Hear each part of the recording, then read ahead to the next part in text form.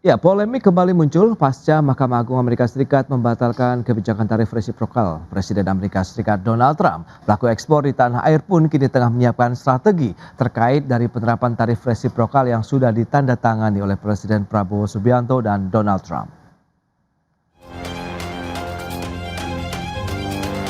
Presiden Prabowo Subianto dan Donald Trump menandatangani Agreement of Reciprocal Trade atau kesepakatan tarif resiprokal pada pekan lalu di negeri Paman Sam. Namun demikian, tidak lama berselang setelah penandatanganan antar kedua pemimpin negara, Mahkamah Agung Amerika Serikat mengeluarkan keputusan yang membatalkan kebijakan Presiden Trump tersebut. Kondisi ini pun menimbulkan kegambangan di kalangan pelaku usaha di tanah air, terutama para eksportir yang memiliki pangsa pasar besar di Amerika Serikat, salah satunya industri mebel dan kerajinan. Himpunan Industri Mebel dan Kerajinan Indonesia atau HIMKI seperti dikutip media memastikan, kesepakatan bisnis antar pengusaha Indonesia dan Amerika Serikat akan tetap berjalan meski dihadapi ketidakpastian pasca putusan Mahkamah Agung Amerika Serikat yang membatalkan tarif resiprokal. Sementara itu, Amerika Serikat hingga saat ini masih menjadi pangsa pasar terbesar produk mebel dan kerajinan Indonesia dengan nilai ekspor di tahun 2025 mencapai 1,32 miliar dolar Amerika Serikat. Adapun produk mebel yang diekspor diantaranya berbahan kayu, rotan, besi atau metal, dan plastik. Berbagi sumber IDXino. Ya, pemirsa, untuk membahas tema kita kali ini, ekspor produk furniture di tengah polemik tarif resiprokal Donald Trump, kita sudah tersambung melalui Zoom bersama dengan Bapak Abdul Sobur, Ketua Umum Himpunan Industri Mebel dan Kerajinan Indonesia HIMKI, kemudian juga ada Bapak Wijayanto Samirin, ekonom dari Universitas Paramadina. Langsung saja kita sapa ini. Halo Pak Abdul Sobur, apa kabar? Kabar baik, Mas Pras. Baik, Pak terima Wijayanto kasih. juga, apa kabar? Halo Pak Wija, apa kabar Pak?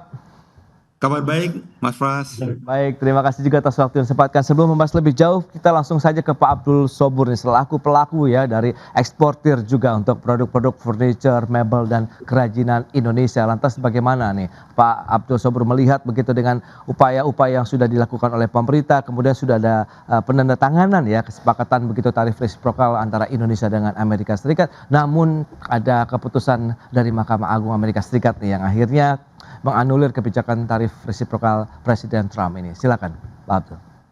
Ya, ini memang sangat menarik ya untuk kita ikuti.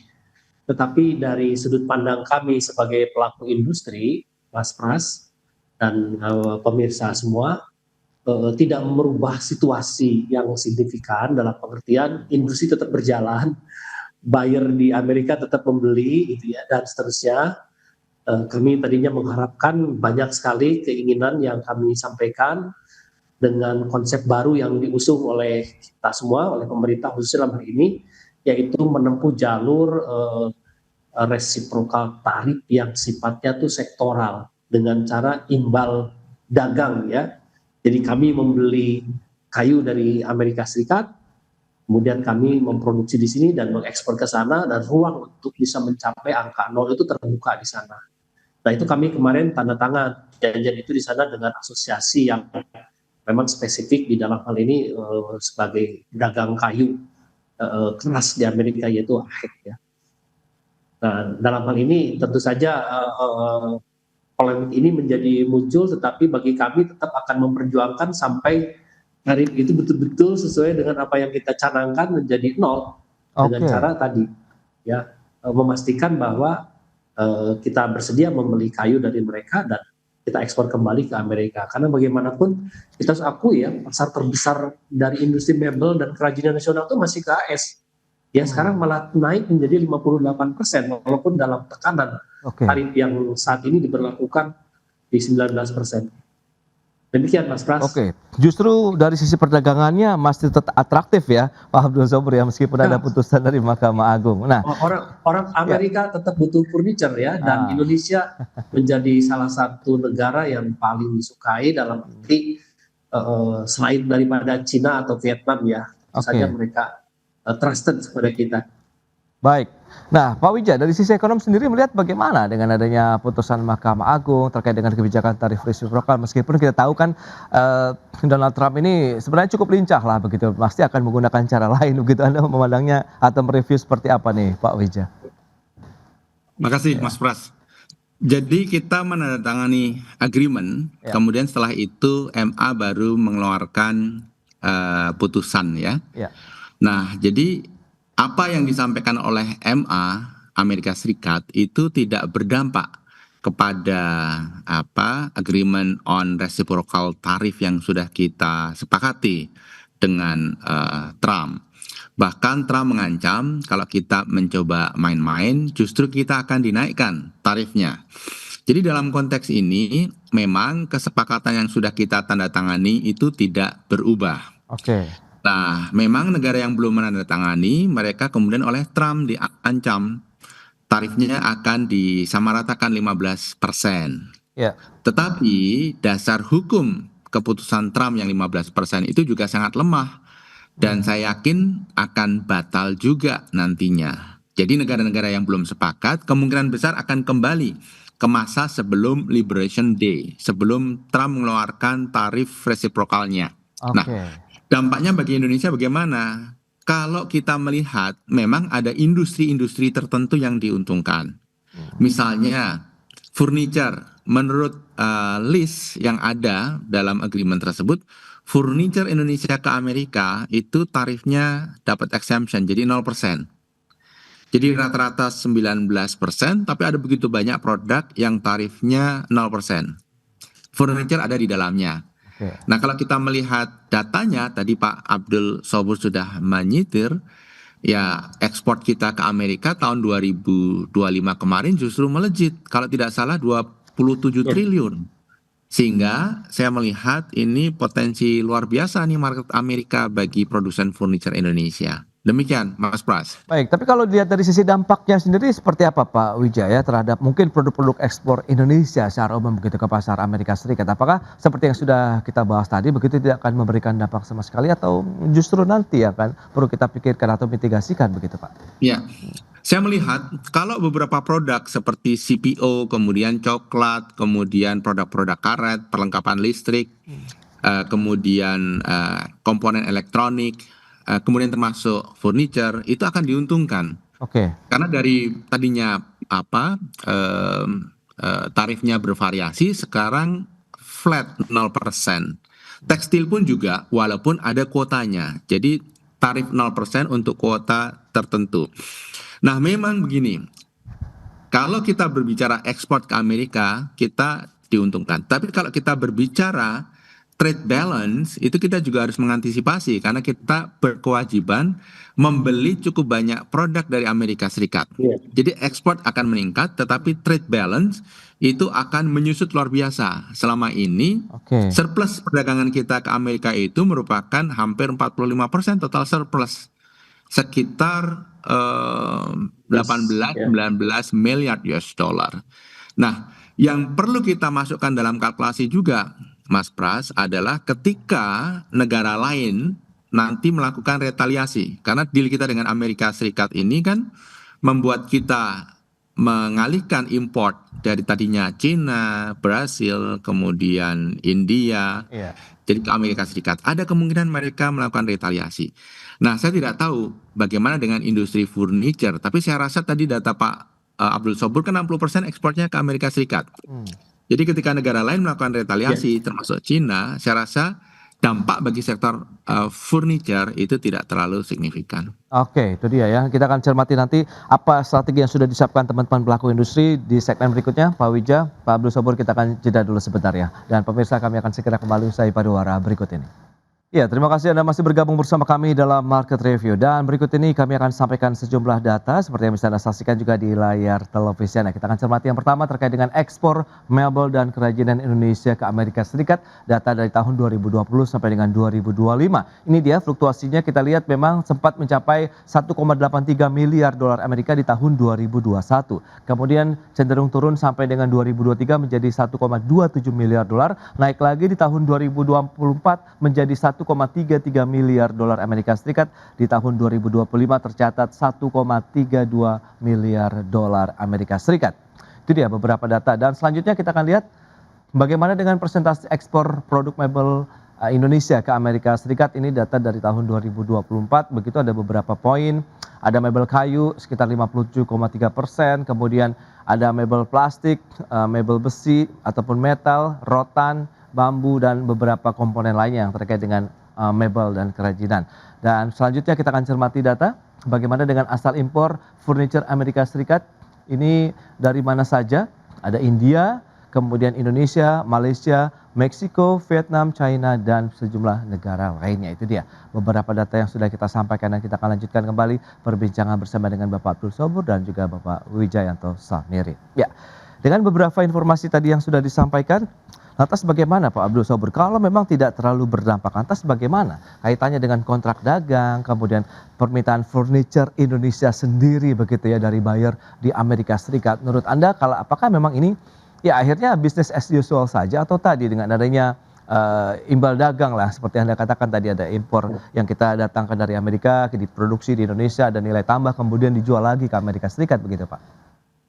Ya, diplomasi harus terus dijalankan dan kita dukung pemerintah, Mas. Ya. Karena bagaimanapun itu adalah cara yang terbaik ya saat ini. Oke. Karena kami di lapangan mengharapkan sekali pasar ke Amerika terus tumbuh karena sangat besar Pak di sana. Oke. 80 miliar dolar lah setidaknya. Dan ketika mereka mengalihkan misalnya ke kita, itu ruangnya menjadi terbuka sekali. Kita akan menjadi pemain yang tidak kalah dengan negara-negara yang selama ini mendominasi pasar ke sana. Anggap saja beberapa negara yang oleh Amerika diberikan hambatan besar misalnya atau tarif tinggi, itu akan menjadi ruang yang sangat terbuka buat kita. Harapannya kan kalau kita nanti dengan diplomasi resiprokal yang berbasis sektoral tadi atau imbal dagang, kami misalnya membeli kayu keras dari sana, Ya. kemudian kita jual furniture ke sana dan tarifnya menjadi 0, ini akan menjadi pertumbuhan yang luar biasa gitu ya. Dan kami optimis gitu, itu bisa dicapai dalam katakanlah misalnya dalam 90 hari ke depan, kan sebetulnya tarif ini belum final Pak. Baru ditandatangani tapi belum final kan masa berlaku, dan dengan keputusan Mahkamah Agung di sana ini ruang diplomasi itu menjadi sangat terbuka untuk kita bersiap secara sektoral gitu ya. Oke. Dan di lain pihak kami tetap menjalankan, tidak terlalu bergantung juga sepenuhnya ke pasar Amerika. Kami menjalankan juga action plan di lapangan, strategi lain yang kita anggap bagus, diantaranya kita menghadirkan sebuah pameran ya yang akan kami laksanakan Mas Pras di tanggal 5 sampai 8. Kita akan membuka ruang ke 120 negara untuk bisa datang ke Indonesia membeli furniture Indonesia yang digelar nanti di AISPSD. Nah itu juga salah satu cara kami untuk tidak sepenuhnya bergantung kepada pasar AS yang sedang dalam kondisi katakanlah masih dalam diplomasi yang belum tuntas, kira-kira begitu. Oke. Nah Pak Wijaya, lantas potensi peluang kans kita begitu untuk melakukan negosiasi di masa transisi ini pasca putusan, kemudian ada putusan MA juga di sana begitu, apakah masih ada ruang kita untuk bisa bernegosiasi? Iya, sangat besar gitu. Ya, baik. Oke, Pak Wijaya silakan. Iya, kalau kita melihat agreement kita dengan Amerika kan ada 3 bagian. Oke. Yang pertama masalah tarif. Kalau tarif ini kita tidak terlalu rugi, bahkan ada beberapa sektor yang diuntungkan. Oke. Kemudian yang kedua, komitmen membeli. Nah, ini yang banyak sekali kita harus membeli dari Amerika Serikat. Ya. Kemudian yang ketiga, komitmen membuka diri. Nah, kita harus membuka banyak hal sehingga produk Amerika bisa masuk ke Indonesia. Komitmen membuka diri ini juga cukup berat bagi Indonesia. Tapi kembali kepada masalah tarif. Data yang disampaikan tadi oleh IDX Channel itu sangat menarik. Kalau melihat import Amerika untuk furniture ke Indonesia itu masih sedikit sekali dibandingkan impor dari negara lain, khususnya Cina, kemudian India dan Vietnam. Saya sangat yakin dengan tarif 0% ini, maka Pak Abdul Sobur dan teman-teman itu akan kebanjiran pesanan dari Amerika Serikat. Oke. Karena perbedaan tarif itu akan mengakibatkan trade diversion dari tadinya pesan ke negara-negara itu menjadi pesan ke Indonesia. Jadi siap-siap Pak Abdul Sobur, furniture akan flourishing di Indonesia. Baik, tapi kalau kita cermati dengan kondisi yang ada begitu terkait dengan tarif resiprokalnya sendiri Pak Wija, Anda melihat bagaimana nanti posisi Indonesia juga begitu? Apakah juga ada posisi tawar yang kita miliki juga untuk bisa melakukan negosiasi, kemudian 0%-nya mungkin akan diperluas lagi begitu ke beberapa produk ekspor andalan kita Sektoral. lainnya begitu? Saya melihat 0% itu sudah mengcover cukup banyak produk ya. Ya, Nah, saya cuman mengharapkan produk yang sangat padat karya di Indonesia itu lebih didorong untuk mendapatkan prioritas. Misalnya sepatu dan tekstil. oke. Tekstil kan dapat 0%, tapi itu hanya limited ya. Mereka biasanya ngasih kuota. Sejak dulu Amerika Serikat itu juga memberikan keringanan tarif untuk tekstil, tapi kuotanya sedikit. Jadi Oke. perusahaan Indonesia itu harus berebut. Kemudian sepatu itu kalau misalnya bisa didorong untuk mendapatkan 0% juga, ini akan luar biasa. Ini dua sektor yang paling padat karya di Indonesia. Kalau secara keseluruhan tentang tarif, saya rasa kita cukup oke ya dealnya. Oke. Baik, itu dia ya. Kita sudah oke, on the track lah dalam artian sesuai dengan harapan banyak pihak meskipun kita tahu masih ada tantangannya. Nah, kalau dari sisi pelaku industrinya lagi Pak Abdul Sobur, apakah akan langsung tancap gas begitu ekspansi, produksi atau lagi-lagi masih menunggu kepastian kebijakan perdagangan Amerika lagi ke depannya? Ya, kami pasti akan melakukan upaya untuk memperbesar ya kapasitas, tapi terukur. Oke, Karena itu kami gelar pameran di bulan Maret ini sebetulnya pada dasarnya untuk menaikin kapasitas kami dan menunjukkan ke dunia bahwa Indonesia khususnya industri mebel dan kerajinan yang kami lola siap gitu dan oke. optimis untuk bisa menjadi basis industri dunia gitu nanti ke depan. Kenapa? Karena kita punya resource yang kuat, Pak. Kita punya sumber daya manusia yang besar, kita punya bahan baku yang cukup. Ya, masalahnya kan kenapa selama ini kita kalah dengan Cina, kalah dengan Vietnam? Karena sebetulnya di balik Vietnam itu ada Cina, Pak. Mereka kan sebenarnya relokasi industri ke Vietnam. Tapi begitu memasuki ke kita, ke posisi Indonesia ada kultur yang beda. Ya. Tapi begitu tarif nanti kita unggul, pasti Pak akan bergerak ke sini investment itu. Karena apa? Bagaimanapun tarif itu akan memberikan ruang yang sangat signifikan untuk efisiensi di lapangan. Ya, artinya barang kita akan lebih diminati. Baik, itu dia. Lantas kalau kita lihat angka-angka antisipasi yang perlu dilakukan terkait dengan risiko lagi ketidakpastian kebijakan perdagangan Amerika Serikat ke depan seperti apa, nanti kita akan bahas lebih lanjut lagi di segmen berikutnya. Kita akan jeda kembali sebentar, Pak Abdul Sobur dan juga Pak Wija, dan pemirsa tetaplah bersama kami.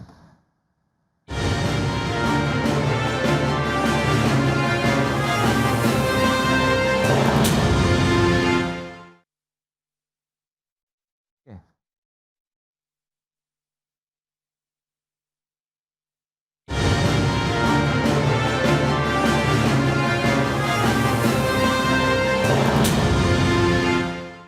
Baik pemirsa, kita akan lanjutkan kembali perbincangan menarik ini bersama dengan Bapak Abdul Sobur, Ketua Umum HIMKI, kemudian juga ada Bapak Wijayanto Samir, ekonom dari Universitas Paramadina. Ya, lantas kalau kita cermati dengan beberapa tantangan tadi, risiko sudah kita bahas, ini masih bisa diminimalisasi. Lantas strategi apa yang harus berikutnya mungkin disiapkan baik oleh pemerintah maupun pelaku usaha di Indonesia, khususnya eksportir yang memang masih mengendalikan pasar Amerika Serikat untuk produk-produk Indonesia nih Pak Wija, silakan. Saya melihat kalau kita lihat komposisi import Amerika Serikat tadi ya, Ya, saya agak khawatir produk Cina dan Vietnam itu kemudian mencari alternatif pasar baru. oke. Nah, Indonesia dengan market yang besar itu bisa dijadikan target. Sehingga pemerintah juga harus menyiapkan defense mechanism. Bagaimana supaya produk-produk import dari Vietnam dan Cina itu tidak membanjiri Indonesia, khusus untuk furniture dan termasuk untuk produk-produk yang lain. Karena ketika mereka sudah mempunyai kapasitas produksi yang tinggi, kemudian pemesanan melambat dari Amerika Serikat, mereka pasti akan melakukan dumping, membuang produk-produknya ke Indonesia. Jadi ini yang oleh pemerintah dan nanti Pak Abdul Sobur itu harus antisipasi Pak, perlu komunikasi terus dengan pemerintah untuk melakukan berbagai upaya proteksi.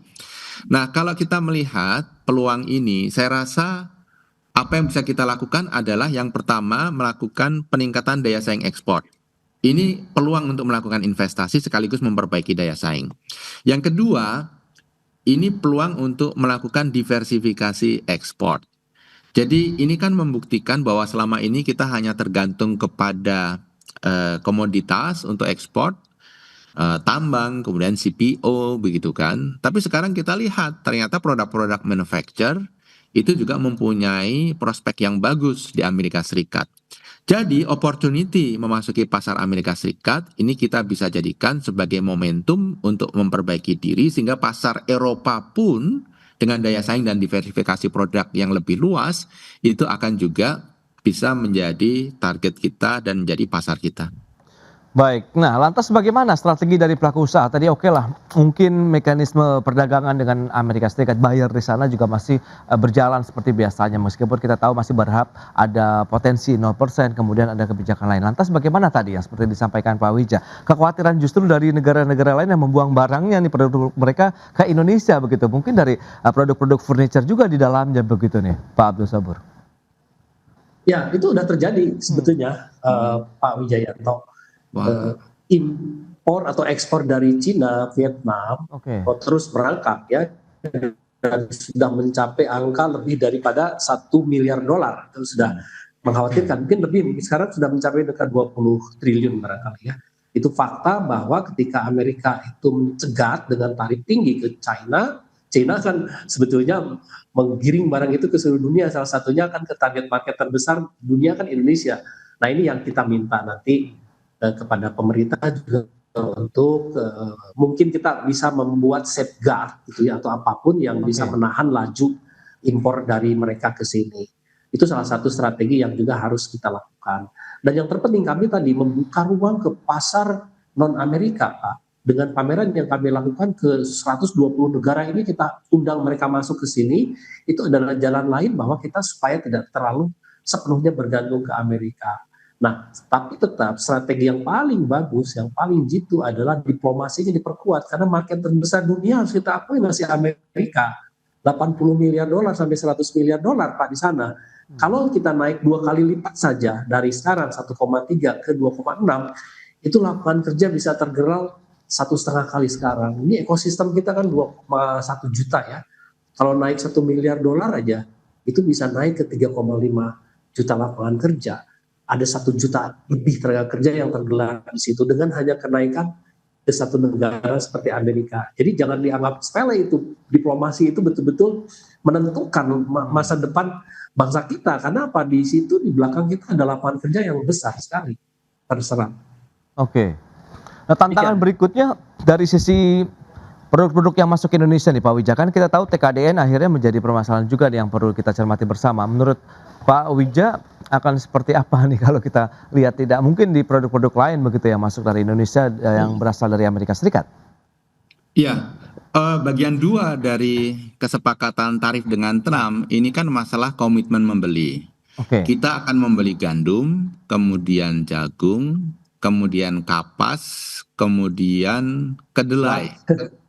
Nah, padahal selama ini kita banyak mengimpor produk-produk itu dari Brasil dan dari Cina.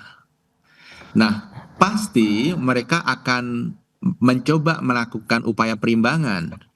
Oke, Indonesia mengurangi impor dari Cina, dari Brasil, juga dari India, tapi Indonesia harus membeli dong lebih banyak produk dari mereka supaya trade balance-nya tidak terlalu terganggu. Oke. Nah, saya khawatir produk seperti furniture ini merupakan produk yang mereka lobby.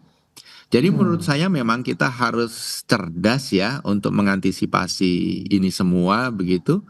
Dan pemerintah kemudian industri itu harus mulai berbicara bagaimana strategi kita untuk bisa mengantisipasi ini. Oke, nah kalau misalnya Pak Wijaya sendiri melihat kans lagi-lagi kalau kita bicara mengenai produk Indonesia di Amerika Serikat begitu dengan adanya perjanjian, karena kan kita tahu batasan-batasan kewajiban Indonesia ini cukup banyak, sementara di Amerika yang masuk ke Indonesia ya dibilang tidak terlalu banyak lah dibandingkan dengan Indonesia. Ini bagaimana Anda melihatnya Pak Wijaya? Ya, kalau produk Amerika yang akan masuk ke Indonesia dan cukup mengancam itu sebenarnya ada 2 saja sih. Yang pertama adalah kosmetik, kemudian yang kedua adalah obat-obatan. Karena mereka minta itu semua di-exempt dari sertifikasi halal. Kemudian kalau untuk yang lain yang kita cukup terancam, barangkali kedelai, walaupun kita bukan produser besar, juga jagung. Nah, ingin sedikit menambahkan terkait furniture nih, menarik nih. Oke. Kan kita sebentar lagi ada EU SEPA, Indonesia dan EU. Ya, Ini potensi pasar yang luar biasa besar ini juga. besar. Walaupun tipe furniturnya agak lain ya Pak ya, Eropa ya, Beda, stylenya dibanding beda, Amerika. beda. Asal kita bisa melakukan adjustment, style, diferensiasi desain produk, itu mereka juga akan pasti mau membeli produk-produk kita. Jadi itu yang bisa kita lakukan, Mas Pras. Oke.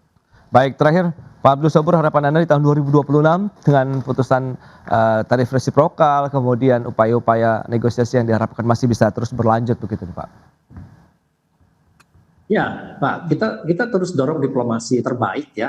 Oke. Kalau perlu berangkat lagi ke sana untuk memastikan tarif kita bisa nol dengan apa tadi konsepnya kan udah sangat kuat tuh. Iya. Sektoral resiprokal. Kami membeli kayu dari Amerika Serikat, ya kita bikin mebel di sini, kita kirim ke Amerika Serikat dan kita minta tarif nol. Saya kira itu logis ya. Sektoral itu dibangun sekarang. Oke. Jadi ya beberapa apa yang diharapkan begitu bisa berlanjut selama masa tenggang waktu 90 hari begitu ya dengan penerapan Ya, tarif ya resiprokal dimanfaatkan, lebih baik. momentum ini dimanfaatkan justru. Ya, baik. Pak Abdul Sobur, kemudian Pak Wijaya, terima kasih banyak nih atas informasi, update dan juga insight yang sudah diberikan kepada pemirsa pada hari ini. Selamat melanjutkan aktivitas Anda kembali, salam sehat. Sampai berjumpa kembali, terima kasih Pak Abdul Sobur, Pak Wijaya. Terima kasih. Terima kasih. Ya, pemirsa, Indonesia secara tegas mendesak Uni Eropa untuk mematuhi putusan World Trade Organization atau Organisasi Perdagangan Dunia WTO terkait dengan putusan panel dalam sengketa dagang minyak sawit. Dalam putusan WTO menyatakan bahwa sawit Indonesia berhak untuk mendapatkan akses pasar di Eropa dan tidak boleh ada diskriminasi sawit Indonesia. Pemerintah Indonesia mendesak Uni Eropa untuk segera melaksanakan putusan panel Organisasi Perdagangan Dunia atau WTO dalam sengketa dagang minyak sawit atau EU Palm Oil.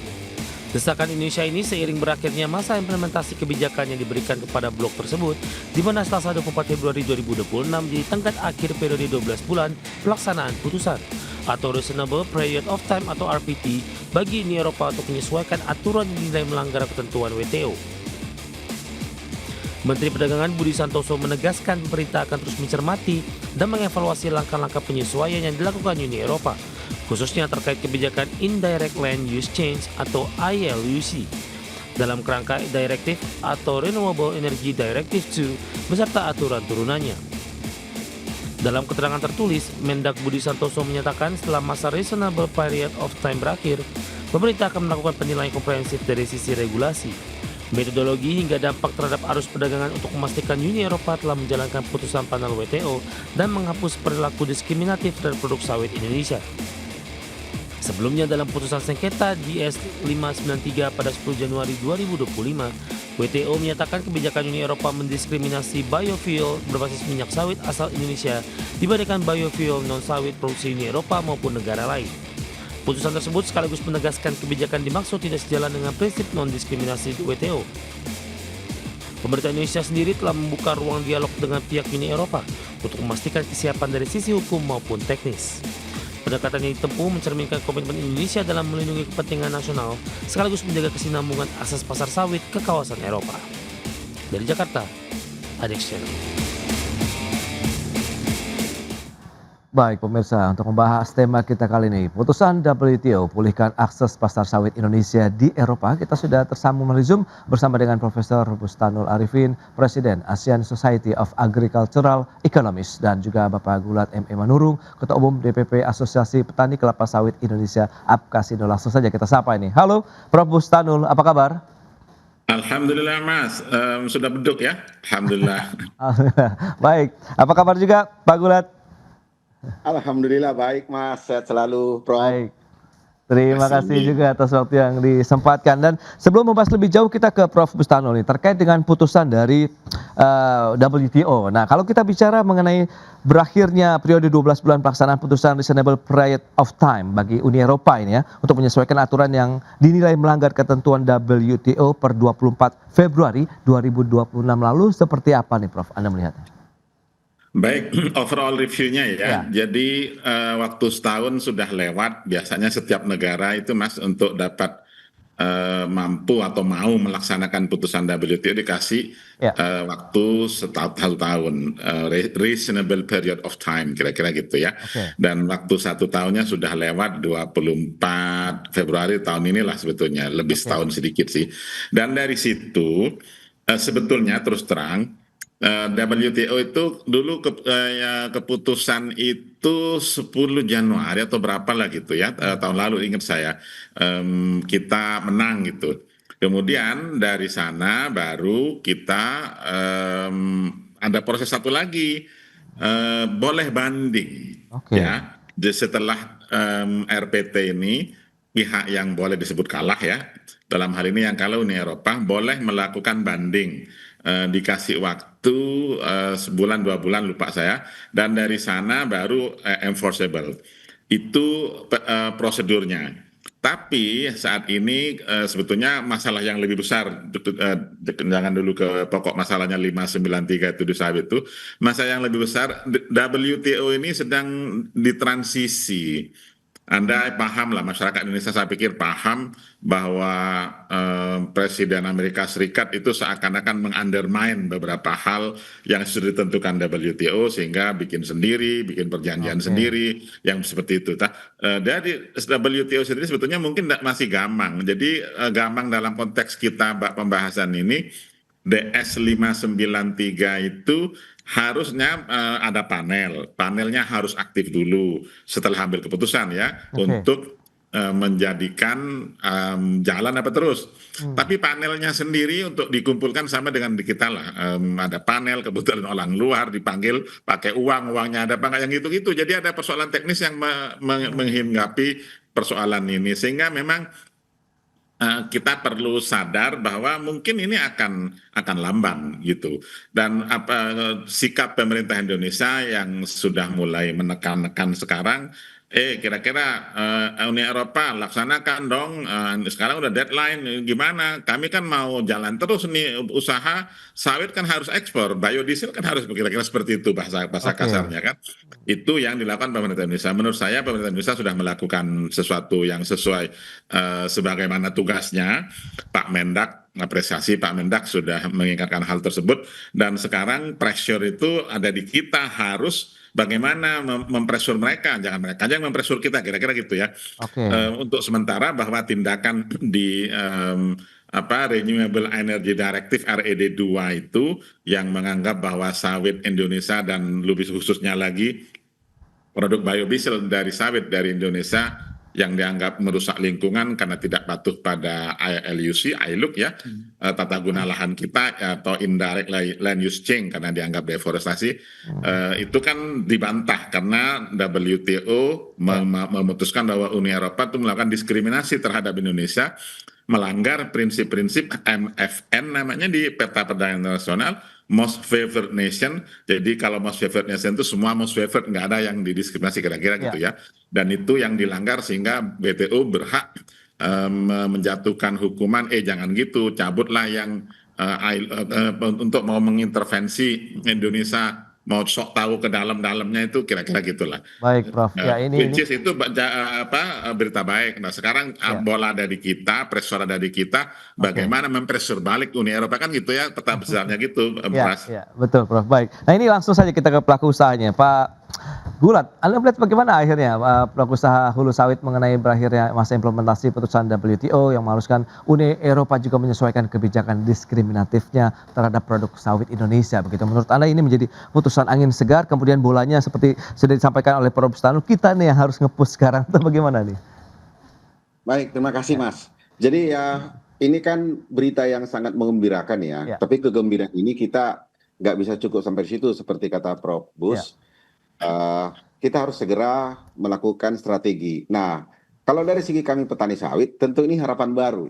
Nah, jadi semenjak Amerika, meskipun tadi Prof sedikit membahas tentang aturan-aturan baru yang dilakukan oleh Amerika, tetapi dengan 0% ataupun adanya kemudahan ekspor CPO ke Amerika, itu sudah menjadi ikon.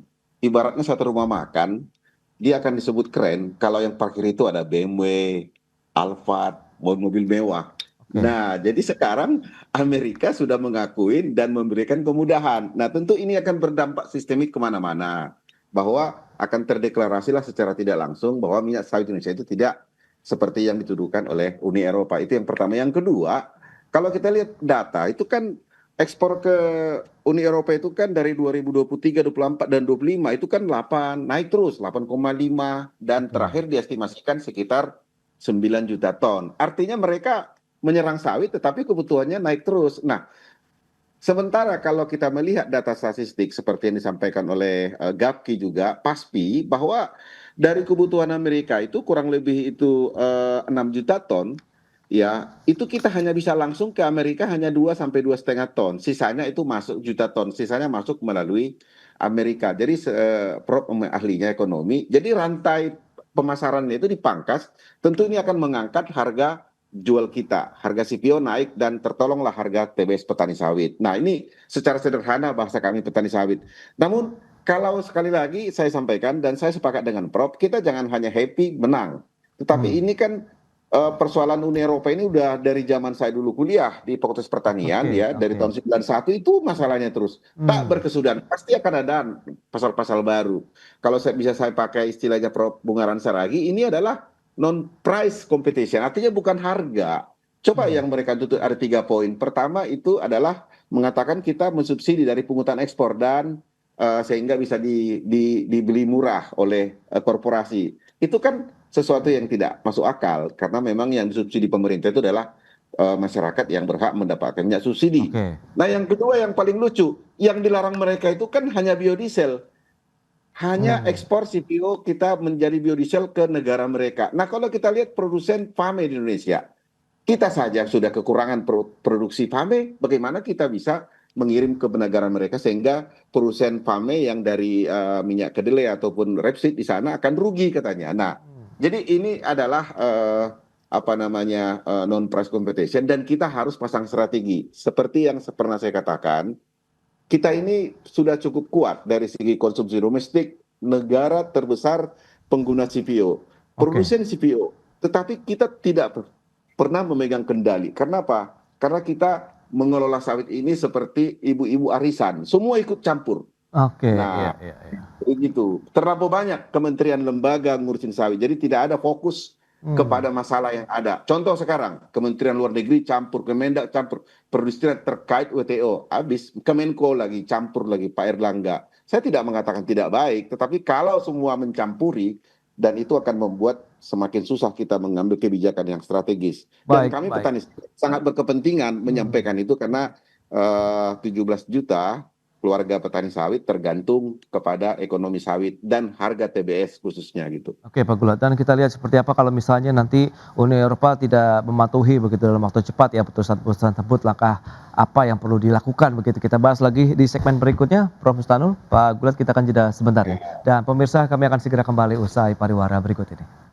Ya, Anda masih menyaksikan Market Review pemirsa, dan kembali kami akan sampaikan sejumlah data untuk Anda. Kita akan cermati bersama seperti yang bisa Anda saksikan kembali di layar televisi Anda. Ini dia. Dari sisi nilai ekspor produk CPO dan juga turunannya, ini kita lihat dari tahun 2024 dan 2025 trennya juga naik begitu ya, dari 20,05 miliar dolar Amerika Serikat di tahun 2024 meningkat menjadi 24,42 miliar dolar Amerika Serikat di tahun 2025. Dan data selanjutnya kita akan cermati seperti apa volume ekspor produk CPO dan juga turunannya. Ini dia tahun 2024 21,64 juta ton, kemudian di tahun 2025 meningkat menjadi 23,61 juta ton. Itu dia beberapa data yang sudah kami sampaikan. Kita akan lanjutkan kembali perbincangan bersama dengan Profesor Bustanul kemudian juga dengan Pak Gulat.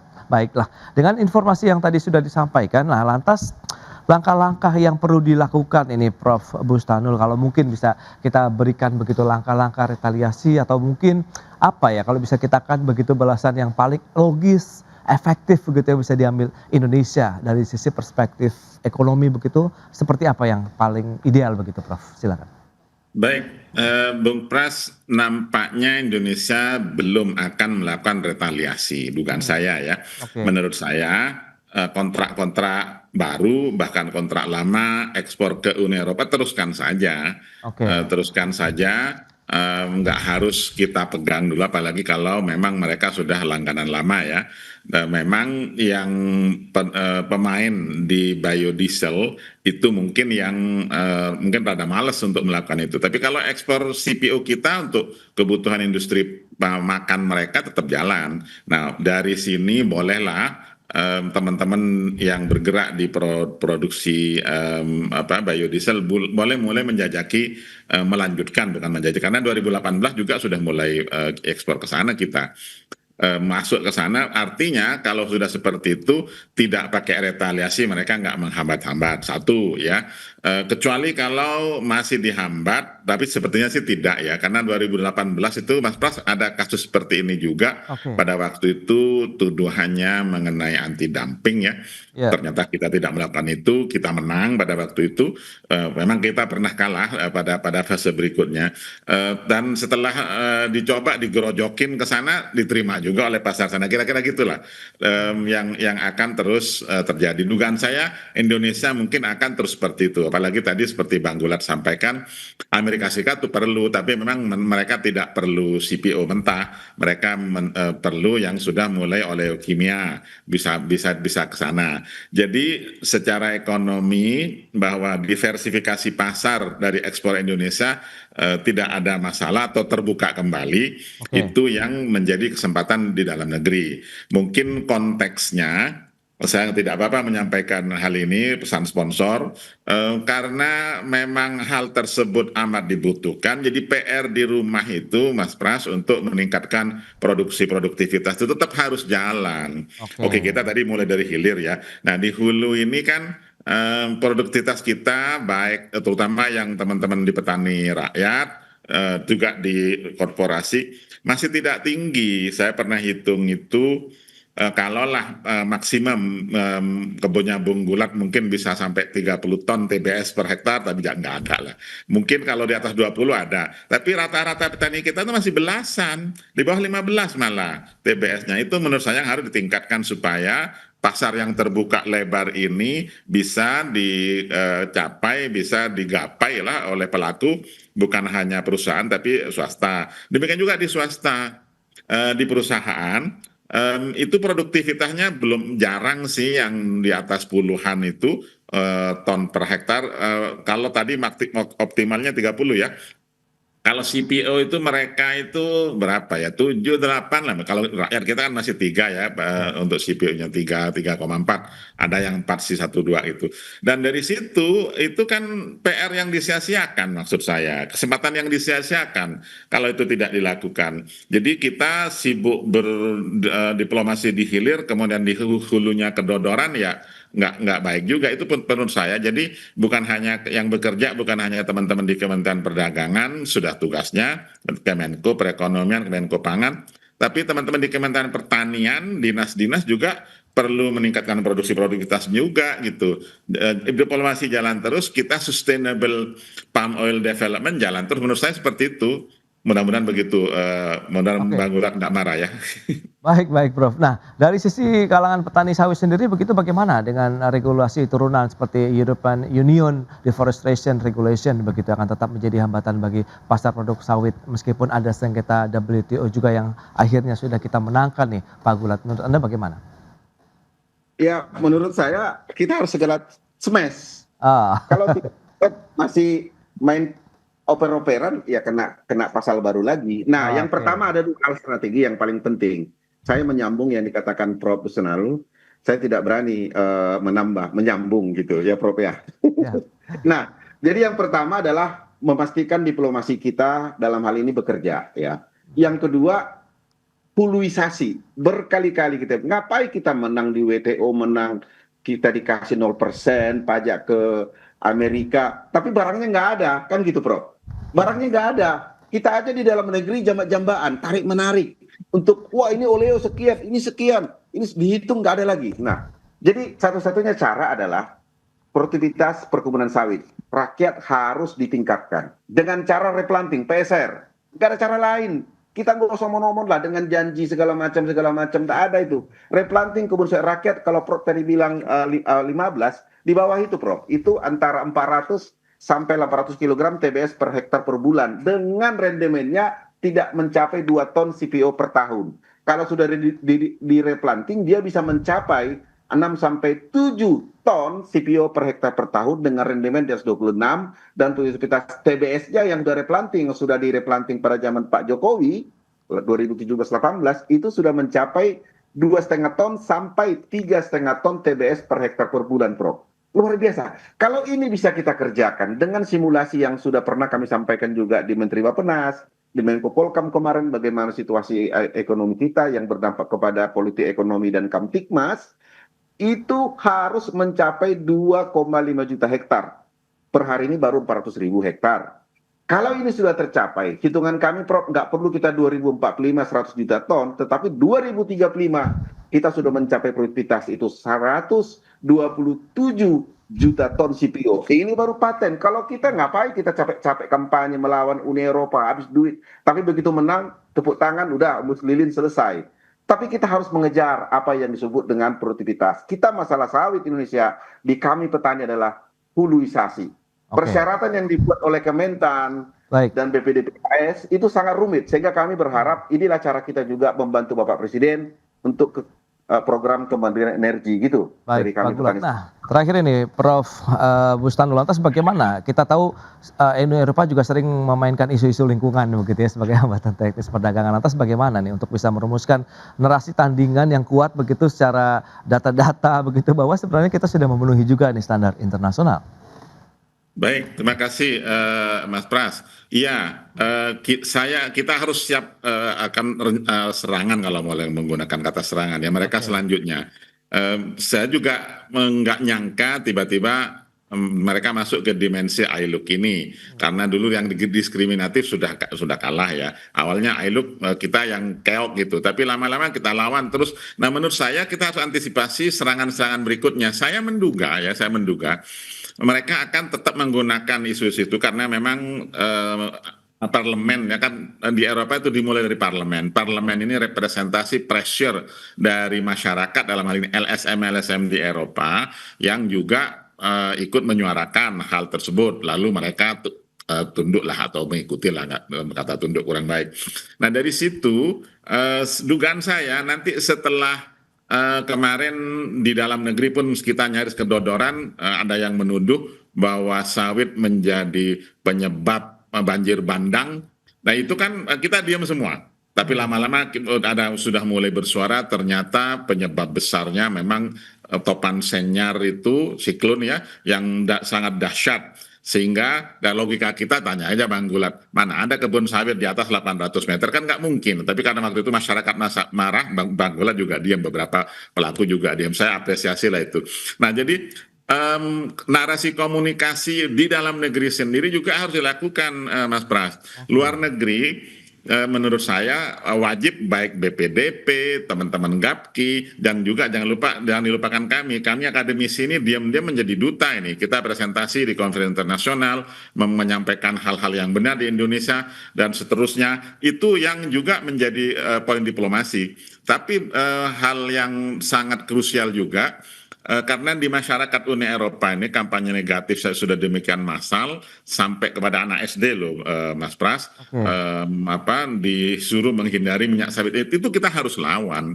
Kita memberikan pemahaman yang baik. Coba lihat mana dari kehidupan sehari-harimu yang tidak menggunakan sawit, bisa dibalik seperti itu dan seterusnya. Dan strategi komunikasi dan diplomasi ini juga harus disusun baik-baik. Jangan pemerintah merasa tahu sendiri, tapi harus diajak beberapa pihak, petani terutama, bahkan masyarakat madani, akademisi, demikian juga swasta, terus seperti itu, nggak akan pernah berhenti, karena kita antisipasi strategi mereka berikutnya, dan kita juga harus memiliki narasi tandingan yang lebih baik lagi. Menurut saya gitu, Mas Pras. Baik, itu dia, counter attack nampaknya harus melibatkan semua pihak begitu ya, sehingga Indonesia benar-benar menang secara utuh begitu untuk bisa masuk pasar ke Uni Eropa, kemudian di dalam negeri kita juga memperkuat produktivitasnya juga dari sisi hulu, mungkin midstream dan sampai dengan ke hilirnya. Baik, Prof, terima kasih banyak atas waktu yang disempatkan. Pak Gulat juga terima kasih atas informasi update dan juga insight yang sudah diberikan kepada pemirsa pada hari ini. Selamat melanjutkan aktivitas Anda kembali. Salam sehat, sampai berjumpa kembali.